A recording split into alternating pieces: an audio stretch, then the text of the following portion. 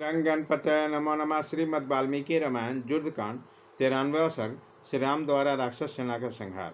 सभा में पहुंचकर राक्षस राज रावण अत्यंत दुखी होकर दीन होकर श्रेष्ठ सिंहासन पर बैठा आकुपित सिंह के भांति लंबी लंबी सांस लेने लगा। वह महाबली रावण पुत्र शोक से पीड़ित हो रहा था। अपनी सेना के प्रधान प्रधान योद्धाओं से हाथ जोड़कर बोला, वीर तुम सब लोग समस्त हाथी घोड़े रथ समुदाय पैदल सैनिकों से घिरकर उन सबसे सुशोभित होते हुए नगर से बाहर निकलो और समर भूमि में एकमात्र राम को चारों ओर घेरकर मार डालो। जैसे वर्षा काल के बादल जल की वर्षा करते हैं, उसी प्रकार तुम लोगों को भी बाणों की वृष्टि करते हुए राम को मार डालने का प्रयत्न करो, अथवा मैं ही कल से महासमर में तुम्हारे साथ रहकर अपने तीखे बाणों से राम के शरीर को छीन बीन करके सब लोगों को देखते देखते मार डालूंगा। राक्षस राज की इस आज्ञा को शिरोधार्य करके वे निशाचर शीघ्रगामी रथों तथा नाना प्रकार के सेनाओं से युक्त होकर लंका से निकले।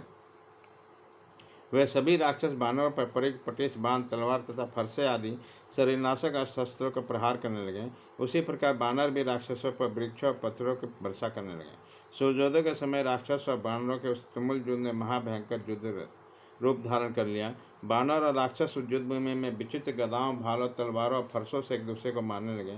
इसी प्रकार युद्ध छिड़ जाने पर जो बहुत बड़ी धूल राशि उड़ रही थी, वह राक्षस और बानरों के रक्त का प्रवाह जारी होने से शांत होगी।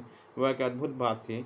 रणभूमि में खून की कितनी ही नदियां बह चली, जो काश समूह के भांति शरीर समुदाय को बहाए हुए गिरे जाते। गिरे हुए हाथी और रथ उन नदियों के किनारे जान पड़ते। बाण मत्स्य के समय प्रतीत होते थे और ऊंचे ऊंचे ध्वज से उसके तटवर्ती वृक्ष थे। समस्त बानर खून से लथपथ हो रहे थे। वे कूद कूद कर सम्रांगण के राक्षस में ध्वज कवच रथ घोड़े और नाना प्रकार के शस्त्रों का विनाश करने लगे।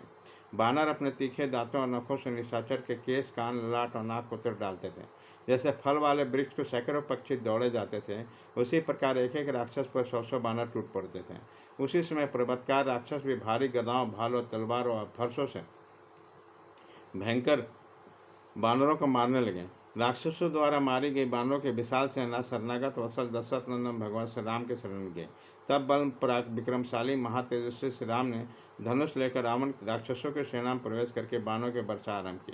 जैसे आकाश में बादल तपते हुए सूर्य पर आक्रमण नहीं कर सकते, उसी प्रकार सेना में प्रवेश करने पर अपने बाण रूपी अग्नि से राक्षस सेना को दग्ध करते हुए श्री राम पर महाक्रूर निशाचर धावा न कर सके। निशाचर रणभूमि में श्री रामचंद्र जी के द्वारा किए गए अत्यंत घोर एवं दुष्कर कर्मों को देख पाते थे।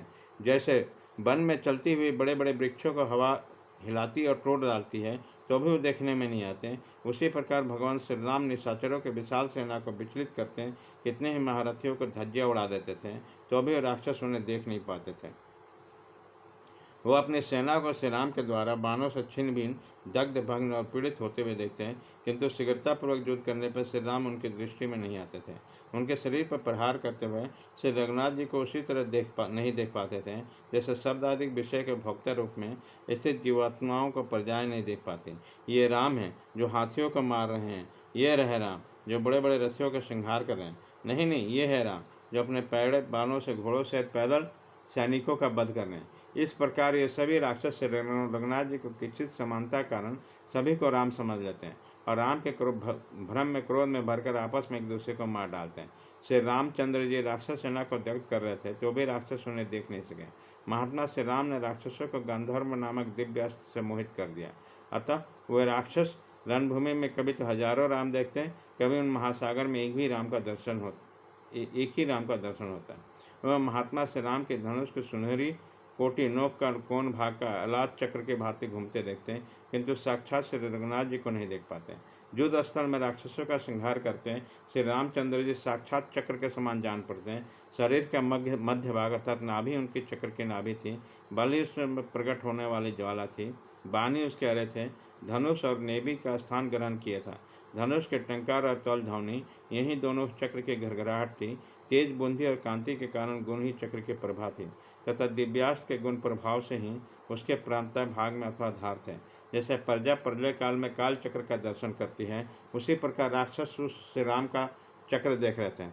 श्री राम ने अकेले दिन के 8वें भाग में 1.5 घंटे में आग के ज्वाला के समान तेजस्वी बाणों को इच्छानुसार रूप धारण करके राक्षसों को वायु के समान वेगशाली 10,000 रथों, 18,000 वेगवान हाथियों, 14,000 सवारी सहित घोड़ों को तथा पूरे 2 लाख निशाचरों को सेना को संहार कर डाला।